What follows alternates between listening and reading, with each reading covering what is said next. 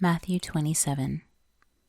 Now when morning had come, all the chief priests and the elders of the people took counsel against Jesus to put him to death. They bound him, led him away, and delivered him up to Pontius Pilate, the governor.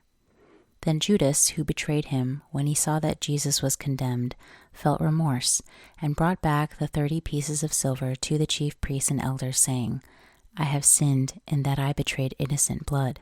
But they said, What is that to us? You see to it. He threw down the pieces of silver in the sanctuary and departed. Then he went away and hanged himself. The chief priests took the pieces of silver and said, It is not lawful to put them into the treasury, since it is the price of blood. They took counsel and bought the potter's field with them to bury strangers in. Therefore that field has been called the field of blood to this day. Then that which was spoken through Jeremiah the prophet was fulfilled, saying, They took the 30 pieces of silver, the price of him upon whom a price had been set, whom some of the children of Israel priced, and they gave them for the potter's field, as the Lord commanded me. Now Jesus stood before the governor, and the governor asked him, saying, Are you the king of the Jews? Jesus said to him, So you say. When he was accused by the chief priests and elders, he answered nothing. Then Pilate said to him, Don't you hear how many things they testify against you? He gave him no answer, not even one word, so that the governor marveled greatly. Now at the feast the governor was accustomed to release to the multitude one prisoner whom they desired. They had then a notable prisoner called Barabbas. When therefore they were gathered together, Pilate said to them, Whom do you want me to release to you, Barabbas, or Jesus who is called Christ? For he knew that because of envy they had delivered him up. While he was sitting on the judgment seat, his wife sent to him, saying, Have nothing to do with that righteous man, for I have suffered many things today in a dream because of him. Now the chief priests and the elders persuaded the multitudes to ask for Barabbas and destroy Jesus. But the governor answered them, Which of the two do you want me to release to you? They said, Barabbas. Pilate said to them, What then shall I do to Jesus who is called Christ? They all said to him, Let him be crucified. But the governor said, Why? What evil has he done? But they cried out exceedingly, saying, Let him be crucified. So when Pilate saw that nothing was being gained, but rather that a disturbance was starting, he took water and washed his hands before the multitude, saying, I am innocent of the blood of this righteous person. You see to it. All the people answered, May his blood be on us and on our children. Then he released Barabbas to them, but Jesus he flogged and delivered to be crucified. Then the governor's soldiers took Jesus into the praetorium and gathered the whole garrison together against him. They stripped him and put a scarlet robe on him. They braided a crown of thorns and put it on his head, and a reed in his right hand. And they kneeled down before him and mocked him, saying, Hail, King of the Jews! They spat on him and took the reed and struck him on the head. When they had mocked him, they took the robe off him and put his clothes on him and led him away to crucify him. As they came out, they found a man of Cyrene, Simon by name, and they compelled him to go with them that he might carry his cross. When they came to a place called Golgotha, that is to say, the place of a skull, they gave him sour wine to drink mixed with gall.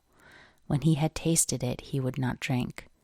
When they had crucified him, they divided his clothing among them, casting lots, and they sat and watched him there.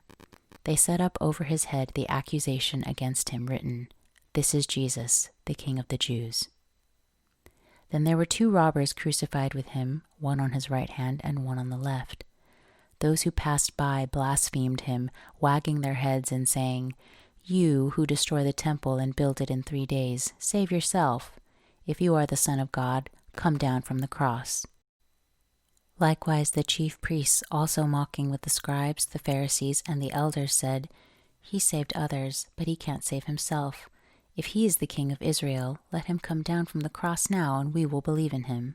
He trusts in God. Let God deliver him now, if he wants him, for he said, I am the Son of God.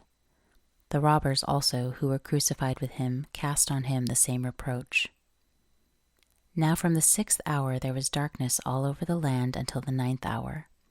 About the 9th hour Jesus cried with a loud voice, saying, Eli, Eli, lama sabachthani? That is to say, my God, why have you forsaken me?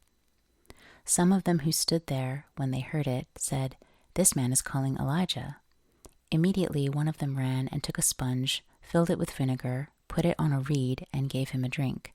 The rest said, Let him be. Let's see whether Elijah comes to save him. So Jesus cried again with a loud voice, and yielded up his spirit. Behold, the veil of the temple was torn in two from the top to the bottom. The earth quaked, and the rocks were split. The tombs were opened, and many bodies of the saints who had fallen asleep were raised.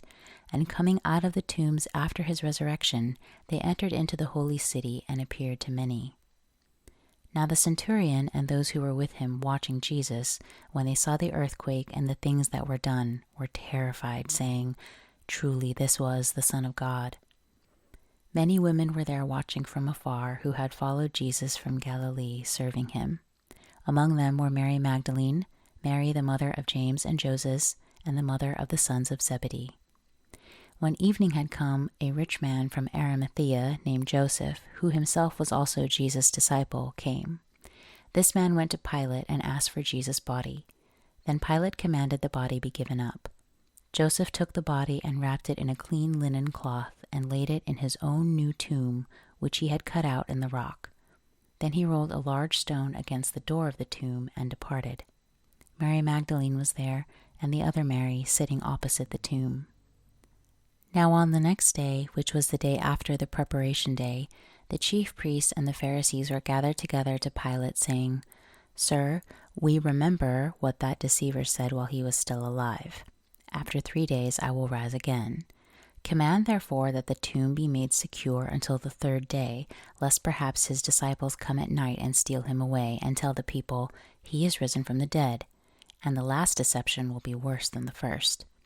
Pilate said to them, You have a guard. Go, make it as secure as you can. So they went with the guard and made the tomb secure, sealing the stone.